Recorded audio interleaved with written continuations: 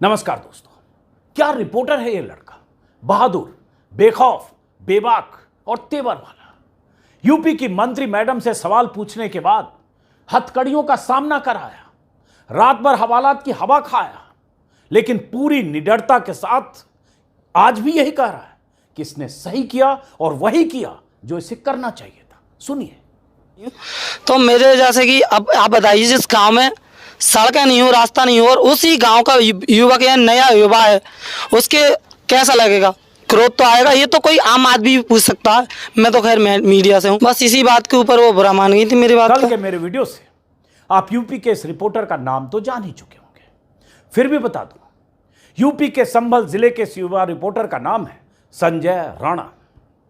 आज के इस वीडियो में इस बहादुर और बेखौफ रिपोर्टर संजय राणा का कहा सुनिए।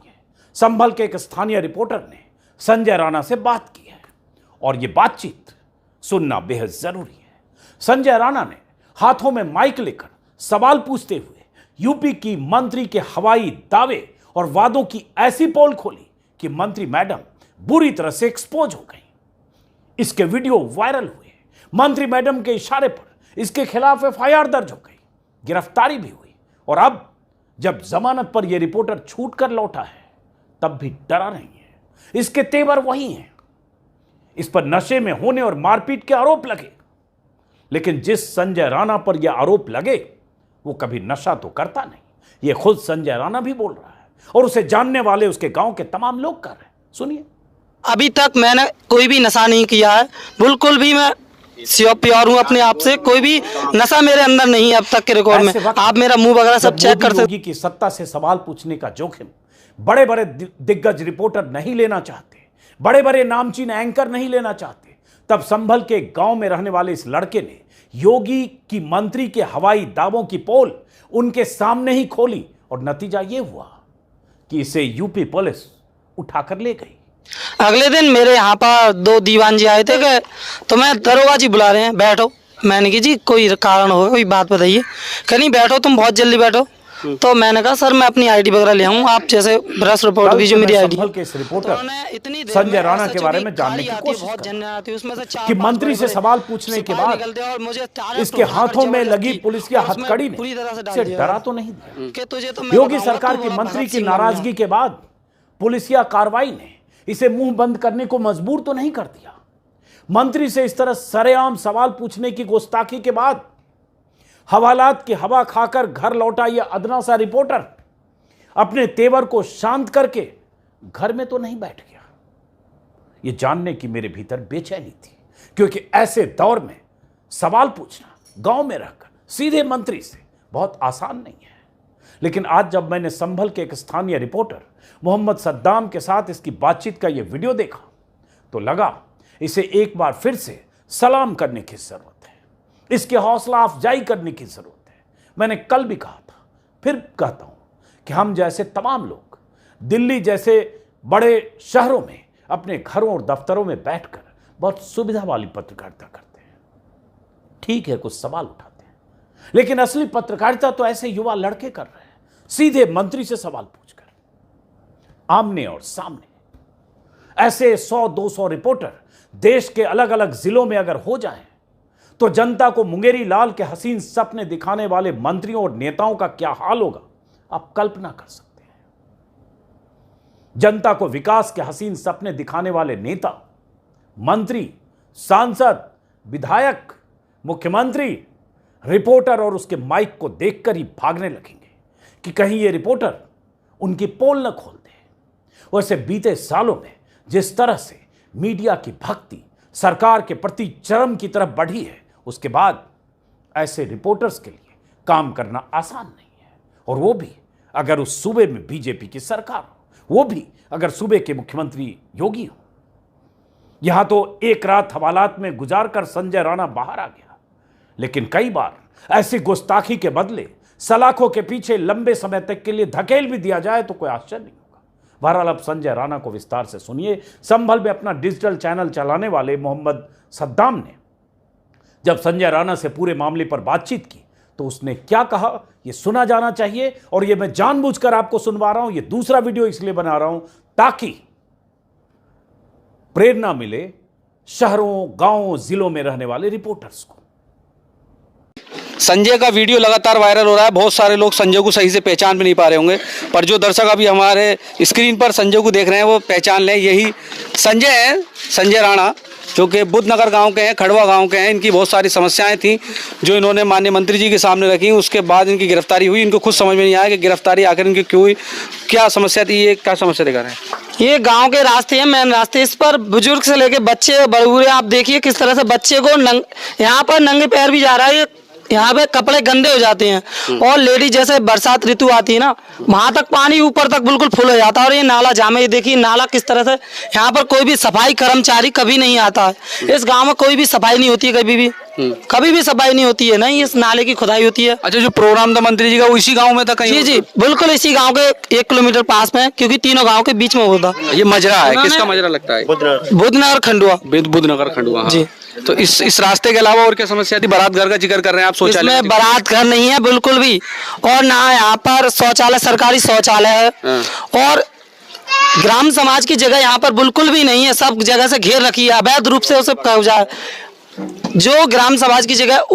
जी बस केवल मैंने अपने गांव के विकास के बारे में पूछा था कि इस गांव में जो भी आपने सुविधा बताई है वो सुविधा नहीं है बिल्कुल भी। और आप कह के गई थी कि मैंने ये करूंगी वो करूंगी, मगर इसमें कोई भी सुविधा नहीं थी। मैं उनके विपक्ष में नहीं था, केवल मैंने अपने गांव के हिसाब से पूछा था कि विकास आपने कितना कराया है। बस इसी बात के ऊपर वो बुरा मान गई थी मेरी बात का। उसमें कहा गया कि आपने दारू पी, अपने साथ दारू पी के लोग लाए, मारपीट करी आपने। शुभम राघव ने जो अपनी तहरीर दी जिसमें आपके खिलाफ मुकदमा दर्ज हुआ है, शुभम राघव से आपका क्या मसला है? पहली तो बात, मैं शुभम राघव को जानता भी नहीं हूँ, और मेरा गांव, मेरा समाज मेरे साथ है। अभी तक मैंने कोई भी नशा नहीं किया है, बिल्कुल भी। मैं प्योर हूँ अपने आप से, कोई भी नशा मेरे अंदर नहीं है अब तक के रिकॉर्ड में। आप मेरा मुंह वगैरह सब चेक कर सकते हैं, कोई भी नशा नहीं, आप जांच करा लो मेरी। और इसमें जो मेरे खिलाफ झूठी अफवाह देनी है कि उन्होंने लड़ाई झगड़ा, जब मैंने वीडियो उनका शूट किया था उसके 5 मिनट बाद तुरंत ही मैं अपने घर आ गया था। मेरे पास टाइम वगैरह भी, इन्होंने जो उसकी जो वो करा था उद्घाटन, उससे पहले ही मैं यहाँ पर आ गया था। और जो लड़ाई झगड़े का मामला है उसके 20 मिनट बाद का है। जब व्यक्ति वहाँ पर है ही नहीं तो मारपीट कहाँ से करेगा, लड़ाई झगड़ा कहाँ से करेगा। अगले दिन मेरे यहाँ पर 2 दीवान जी आए थे, उनका नाम क्या है, वो हरिराम जी आए थे। गए तो मैं दरोगा जी बुला रहे हैं, बैठो। मैंने कहा जी कोई कारण होगा, कोई बात बताइए। कहीं नहीं, बैठो तुम, बहुत जल्दी बैठो। तो मैंने कहा सर मैं अपनी आईडी वगैरह ले आऊँ, आप जैसे प्रेस रिपोर्ट की जो मेरी आईडी है। तो उन्होंने इतनी देर में SHO की गाड़ी आती है, बहुत झंडे आती है, उसमें से 4-5 बड़े बड़े सिपाही निकलते हैं और मुझे डायरेक्ट उठाकर जबरदस्ती और उसमें पूरी तरह से डाल दिया गया था कि तुझे तो मैं बताऊंगा, तू बड़ा भगत सिंह बनना। उस हिसाब से मुझे टॉर्चर देने लगे। वो कह रहे तो मैंने उनसे कहा था एक बात बताइए, जो मैंने वीडियो बनाई केवल इसे देखिए। तो उन्होंने जब वो वीडियो देखी तो वो मुझे खुद सराहना कर रही थी कि हाँ भाई तुम्हारा इसमें कोई भी रोल नहीं है। जैसे सिपाही ने मेरी वीडियो देखी थी तो उन्होंने कहा था भाई तूने किया गा ये तो बता, तेरा कोई कसूर ही नहीं है इसमें। तो दरोगा जी ने खुद, मेरी कोतवाल दरोगा जी ने, सबने मुझसे यही कहा था कि तूने जो काम किया अपने गांव के विकास के लिए कहा, कोई निजी अपने लिए तो नहीं किया। अगर तू चाहता तो अपने घर के लिए रोड मांग सकता, अपने खड़ंजा मांग सकता, अपने घर के लिए, मगर तूने तो गाँव के लिए कहा था। तो गाँव के लिए तुमने करा तो गिरफ्तारी क्यों हो गई, मतलब क्या वजह हो गई गिरफ्तारी? बस इसीलिए तो, ये तो मुझे खुद नहीं पता कि इसने, उन्होंने क्यों मेरा बुरा चाहा है कि मेरी गिरफ्तारी क्यों है। मेरी तो आपने ऐसे सवाल क्यों करे उनसे? मैंने सवाल ये किए थे, उन्होंने कहा था कि क्या सवाल थे, एक बार दोबारा बता दो। उन्होंने कहा था कि बुद्धनगर गांव में मैंने 75 लाख रुपए लगाए हैं, इस गांव की नालियां एकदम चमन है, सड़कें बहुत अच्छी हैं। और उन्होंने जिला प्रमुख जी ने भी कहा था कि सबसे नंबर 1 पर जो तरक्की वाला गांव है केवल बुद्धनगर खंडुआ है। मैं इससे बहुत अच्छा वो कर रही हूँ। तो मेरे जैसे कि अब आप बताइए, जिस गाँव में सड़कें नहीं हो, रास्ता नहीं हो, और उसी गांव का युवक या नया युवा है, उसके कैसा लगेगा, क्रोध तो आएगा। ये तो कोई आम आदमी भी पूछ सकता है। मैं तो खैर मीडिया से हूँ। अपनी गिरफ्तारी को कैसे देखते हैं, सही हुआ आपके साथ? नहीं, मुझे बिल्कुल इसके सख्त खिलाफ हूँ कि मेरे गिरफ्तारी, अगर मेरी कोई भी गलती होती तो मैं मान जाता। जी, मुकदमा मेरे खिलाफ बिल्कुल ही फर्जी लगा गया था, क्योंकि जिस व्यक्ति को मैं जानता तक नहीं उसने मेरे खिलाफ मुकदमा लगाया। तो बताइए कहाँ का इंसाफ है? उसकी जांच कराइए, मैं यही चाहता हूँ। और मैं स्टूडेंट हूँ, एक विद्यार्थी हूँ, मुझे हक, ये भी अथॉरिटी है कि मैं अपनी तरफ से भी कोई भी बात पूछ सकता हूँ। एक युवा अधिकार है सवाल, आपको संविधान ये अधिकार देता है। संवैधानिक अधिकार है मेरे लिए। अच्छा, कहाँ तक पढ़ाई कर रहे हैं अभी? जी मैं ग्रेजुएशन फाइनल ईयर में हूँ, BA फाइनल ईयर है इस बार। आप उसमें लिखा गया FIR में आपको लगाया गया कि फर्जी पत्रकार थे आप? जी फर्जी पत्रकार की तो बात यह है कि मैंने उसमें मेरा यह है कि डिप्लोमा मांगते हैं कंप्यूटर का और ग्रेजुएशन होना जरूरी है। आप किस संस्थान में थे? जी मैं दैनिक मुरादाबाद उजाला न्यूज चैनल का कोई डॉक्यूमेंट आप पे? जी मेरे पास मेरा लेटर है। ये एक लेटर भी दिखा रहे हैं, ये इसमें लिख रहा है मुरादाबाद उजाला और श्री संजय राणा, उनको अथॉरिटी दी है धर्मेंद्र कुमार जो कि एडिटर हैं मुरादाबाद उजाला के। ये एक हिंदी पेपर है और जिसके ये एक स्थानीय पत्रकार थे, जो कि संजय अभी दावा कर रहे हैं कि ये लेटर उनका है। और संजय अब इस पूरे मामले में चाहते हैं कि इसकी एक निष्पक्ष जांच हो। और जो मेरे साथ हुआ है, मैंने कोई निजी अपने लिए कुछ नहीं कहा था, गांव के लिए इस पूरे मामले में मैंने आवाज़ उठाई थी, जो वीडियो लगातार वायरल हो रहा है। संजय राणा का ये वीडियो देखकर कोई भी यही कहेगा कि उसने योगी सरकार में राज्य मंत्री और इलाके की विधायक गुलाबो देवी से जो भी सवाल पूछा वो वाजिब सवाल था। सड़क का सवाल, नाली का सवाल, गांव के विकास के लिए गुलाबो देवी ने जो वादे किए थे उसके सवाल, जो पूरे नहीं हुए उसके सवाल। लेकिन नतीजा क्या हुआ? 11 मार्च को संजय राणा ने गुलाब देवी से ऐसे सवाल पूछा। 12 मार्च को उसके खिलाफ एक शख्स ने मारपीट और जान से मारने की धमकी देने का फर्जी मुकदमा दर्ज करा दिया और उसे पकड़कर पुलिस ले गई। मंत्री महोदया ने यह कहकर पल्ला झाड़ लिया कि मुझे तो कुछ पता नहीं। तो जरा मंत्री महोदया को भी सुनिए क्या कह रही है। ऐसा है, मुझे कोई जानकारी नहीं है। मैं चेक डैम का उद्घाटन में वो करने गई थी, शिलान्यास करने गई थी। मैं वहाँ फीता काट रही थी, वो उलझ रहा था सब लोगों से, किससे गांव वालों से उलझ रहा था। हमारा एक कार्यकर्ता है, उसके उन्हें थप्पड़ भी मार दिया। वहाँ पे पुलिस थी और वो ले गई उसके लिए। तो हम लोगों से कोई संबंध उसका है ही नहीं। हमसे तो कार्यकर्ता सब कहते हैं ये काम कराओ वो काम कराओ, तो उसका मतलब ये थोड़ी है कि हम कोई उसके खिलाफ कार्रवाई करेंगे। जिस तरह से आपको विपक्ष घेर रहा तो विपक्ष काहेगा घेरेगा? हमें क्यों घेरेगा? विपक्ष हमें मतलब ही नहीं है उससे। यूपी सरकार की मंत्री गुलाबो देवी साफ साफ झूठ बोल रही है कि संजय राणा ने उनके कार्यकर्ता को थप्पड़ मार दिया, जबकि वहां मौजूद लोगों का कहना है कि मारपीट जैसी कोई बात ही नहीं हुई थी। वैसे भी जिस दिन संजय राणा ने यह वीडियो रिकॉर्ड किया 11 मार्च को, उसके अगले दिन उसके खिलाफ FIR दर्ज हुई। पुलिस उसे पकड़ कर ले गई, लेकिन उसे किसी और थाने में दोपहर से लेकर पूरी रात रखा गया। यह अलग बात है कि पुलिस वाले भी मान रहे थे कि संजय राणा ने सवाल पूछकर कोई गलती नहीं की। ऐसा खुद संजय राणा ने बताया, जो वीडियो आपने देखा। लेकिन मंत्री की हनक का असर कहिए कि फर्जी FIR दर्ज करके उसे गिरफ्तार कर लिया गया। यह तो कोर्ट की मेहरबानी से वो छूट जरूर गया, लेकिन उस इलाके के लोग, बहुत सारे गांव वाले संजय राणा के साथ हैं और उनका कहना है कि उसने सही सवाल उठाया, क्योंकि मंत्री महोदया ने बड़े बड़े दावे और वादे लगातार किए। और उन मंत्री जी का इतिहास गुलाबो देवी का ये है। गुलाबो देवी अलग अलग जगह अलग चीज है, थोड़ा कंफ्यूजन मुझे हो रहा है नाम में, माफ करिएगा। इनका ट्रैक रिकॉर्ड यह है कि संभल की चंदौसी विधानसभा से 1991 में पहली बार बीजेपी से लड़ी, फिर 1996 में जीती, फिर राज्य मंत्री बनी। कल्याण सिंह, राम प्रकाश गुप्त और राजनाथ सिंह सरकार में भी मंत्री बनी। लगातार मंत्री रही, कैबिनेट मंत्री रही, 5 बार विधायक रही। और उसके बाद जिस इलाके की नुमाइंदगी करती हैं वहाँ की सड़कों का, नालियों का और विकास का यह आलम है। और यह भी कहा जा रहा है मंत्री महोदया ने उस गांव को गोद लिया। तो यह सवाल पूछा संजय राणा ने, और वो सवाल इसलिए भी जरूरी था क्योंकि उसके इलाके के लिए जरूरी सवाल था।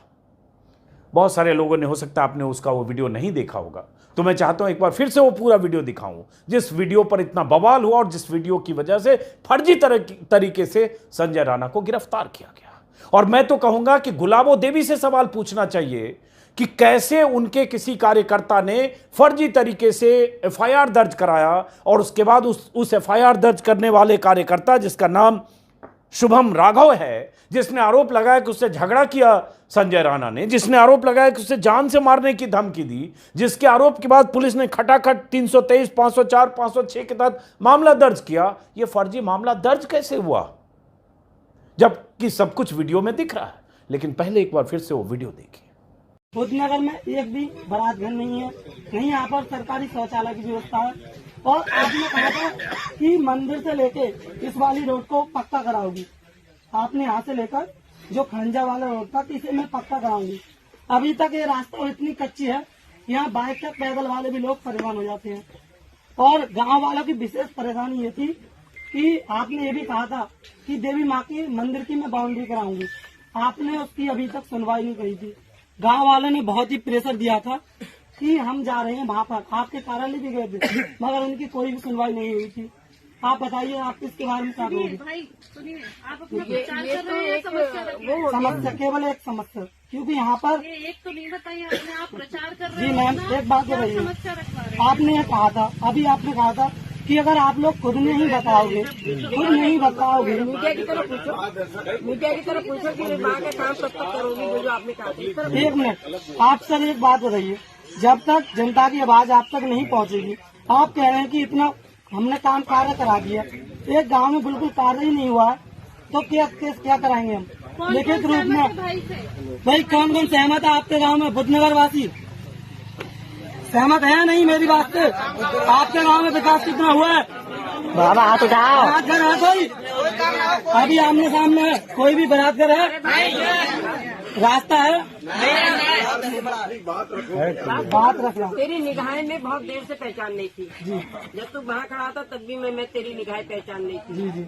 और जब बात रखी है तो तेरी निगाहें पहचान नहीं थी जी। ये सारी बात तेरी ठीक है जी। जो तूने कही है, अभी समय नहीं निकला है। ये गांव कुंदनपुर तू भूल गया? कुंदनपुर भी मेरा है, कुंदनपुर भी मेरा है और बुद्ध नगर भी मेरा है। ये दोनों ही गांव मेरे हैं और इनमें जो जो बातें मैंने कही है, धीरे धीरे ये उसके मजरे हैं। ये बुद्ध नगर, कुंदनपुर और ये खंडवा, ये सब जो शुरुआत मैंने की है, तो वहाँ पर भी पूरी काम होगा। जो जो तुमने बताया सारे काम होंगे, जैसे कि आपने जल्दी करूंगी, जैसे आपने कहा था। आप शौचालय बनवा। तो इस वीडियो में क्या ऐसा दिखा? और मैं तो कहूंगा कि मैंने कई सालों से, मैं कह सकता हूं कि ऐसा वीडियो अमूमन नहीं देखा है मैंने कि एक 6-8 महीने से पत्रकारिता करने वाला स्थानीय पत्रकार सीधे मंत्री से, अपने ही इलाके में आई हुई मंत्री से इस तरह से सवाल पूछे, कैमरे पर माइक लेकर और गांव वालों की गवाही लेने की कोशिश करे।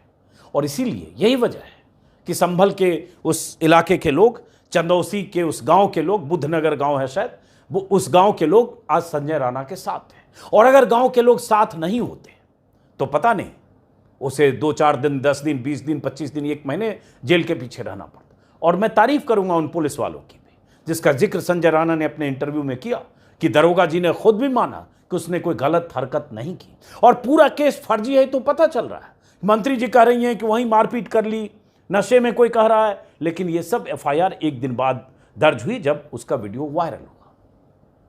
और सवाल तो गुलाबो देवी से चैनलों को पूछना चाहिए, मीडिया के साथियों को पूछना चाहिए, मोदी और योगी भक्त उन तमाम चेहरों को पूछना चाहिए, लेकिन किसी चैनल पर सवाल पूछते तो मुझे दिखा नहीं। कुछ डिजिटल प्लेटफॉर्म ने इस मुद्दे को उठाया, चाहे BBC से लेकर न्यूज़ लॉन्ड्री तक, या हम जैसे यूट्यूबर जिन्हें आज की तारीख में खारिज किया जाता है कि तुम्हारी हैसियत क्या है, तुम तो यूट्यूबर हो। लेकिन एक यूट्यूबर गांव में रहने वाला, जिसने 6 महीने पहले माइक पकड़ा, मंत्री को ऐसी स्थिति में ला देता है कि मंत्री बौखला जाती है। और मैंने इसलिए कहा कि ऐसे रिपोर्टर 25 साल, 22 साल, 23 साल के युवा, जिन्हें ताकत आज के दौर में डिजिटल मीडियम ने दिया है, जिन्हें ताकत यूट्यूब ने दिया है, जिन्हें ताकत फेसबुक ने दिया है, जिन्हें ताकत मोबाइल ने दिया है, क्योंकि हर रिपोर्टर जो जहां है, हर युवा जो जहां है, वो रिपोर्टर बन सकता है यूट्यूब और डिजिटल प्लेटफॉर्म के जरिए। और अगर ऐसे युवा गांव-गांव में, जिले-जिले में उठ खड़े हुए तो सोचिए क्या स्थिति होगी। क्योंकि मुख्य धारा के चैनल जिस तरह की पत्रकारिता कर रहे हैं, जिस तरह से सत्ता के सामने दंडवत होकर दिन रात सत्ता के लिए मुनादी कर रहे हैं, हमसे आपसे कोई बात छिपी नहीं है। इसलिए संजय राणा एक संभल के उस गांव का है। हम दुआ करेंगे कि संजय राणा जैसे रिपोर्टर, संजय राणा जैसे युवा, जिसके हाथ में मोबाइल फोन हो, कोई अपना यूट्यूब चैनल हो, कोई अपना फेसबुक पेज हो, गांव-गांव, शहर-शहर में हो, खतरे तो हैं, तो उन खतरों को तो उठाना पड़ेगा। खतरे मैं भी उठाकर बोल रहा हूं, क्योंकि मुझे भी पता है मुमकिन है 6 महीने बाद, साल भर बाद, 2024 के चुनाव के पहले कब पुलिस आ जाए, कब कोई फर्जी मुकदमा दर्ज हो जाए, कब मेरे किसी वीडियो से सत्ता में बैठे किसी शख्स का, नेता का, मंत्री का, सांसद का या उसके चमचों का की भावनाएं आहत हो जाए। जैसे गुलाबो देवी के किसी कार्यकर्ता की भावनाएं आहत हो गई होंगी या इशारों पर उसने फर्जी मुकदमे दर्ज कर दिए, तो ऐसे मुकदमे हो सकते हैं। ऐसी स्थितियां हम में से किसी के साथ हो सकती है। ऐसे 50 यूट्यूब पर लोग अच्छा काम कर रहे हैं, उन सब के साथ हो सकती है। लेकिन क्या इस डर से चुप हो जाए? वो प्रेमचंद की एक लाइन है ना, क्या बिगाड़ के डर से ईमान की बात नहीं करेगा? तो उस लड़के ने ईमान की बात की है, बिगाड़ की चिंता नहीं की है।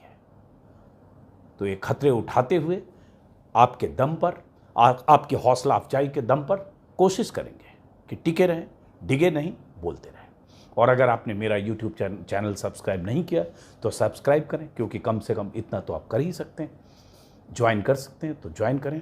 नमस्कार।